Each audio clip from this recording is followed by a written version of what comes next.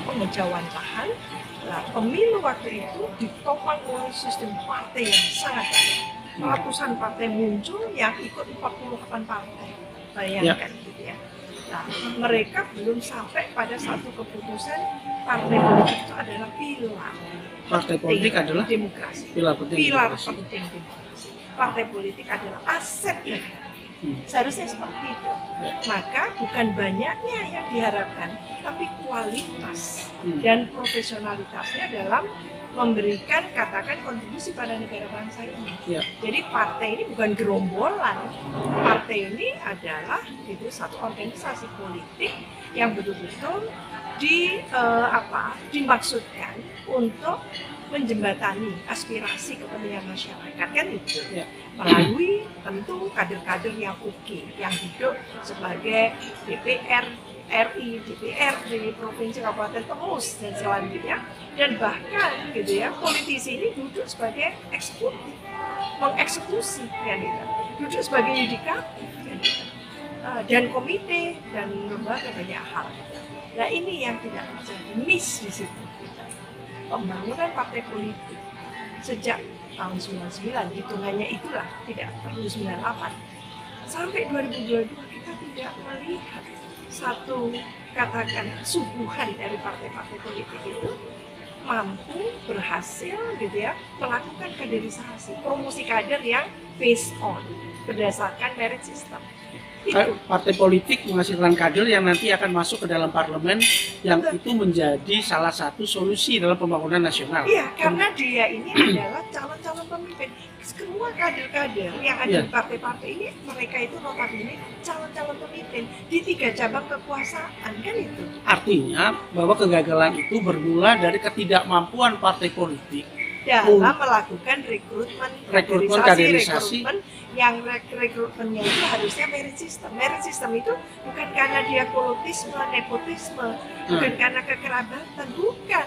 Tapi merit system itu menempatkan orang yang berbasis profesionalitasnya, gitu, kemampuannya dan sebagainya, lalu mampu, kan gitu. Jadi artinya kegagalan demokrasi atau kegagalan reformasi, salah satu yang paling penting pilarnya partai politik. Bagaimana membangun sistem partai politik menjadi sebuah sistem yang menunjang pembangunan nasional, kan begitu? Mengeksekusi semua program-program yang oleh sistem itu sudah dipayungi, kan gitu. Nah kalau begini caranya rekrutmen kader ala kadernya, gitu kan, kaderisasi tidak dilakukan proper, akhirnya ya seperti ini.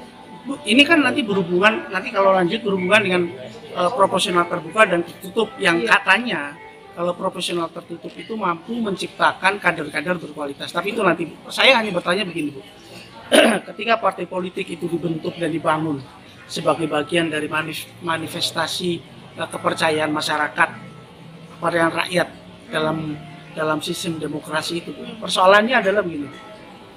Apakah partai politik yang kita bangun sekarang ini semakin lama semakin kuat bukan dengan sistem yang benar, merit system itu, atau katakanlah kita ngomong soal politik dinasti lah, ada partai politik yang terus berkelanjutan itu. Nah sebaiknya apa yang harus dilakukan, Bu?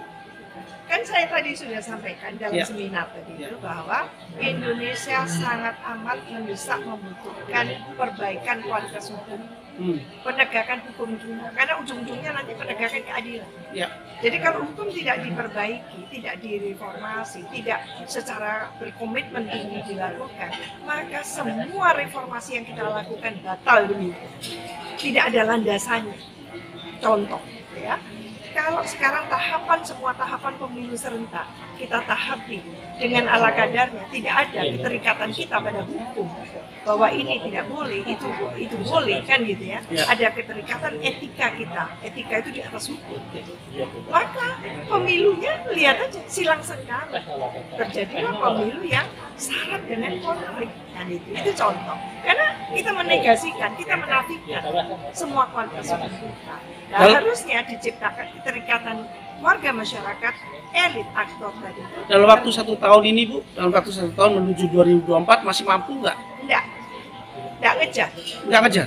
Kecuali ada political will, political commitment dari para elit, dari para Aktor. tentu politik tadi itu ya, partai-partai politik pentolannya tadi mengumandangkan bahwa pemilu ini adalah pemilu yang panjang bagi Indonesia menuju 2045 yang berada.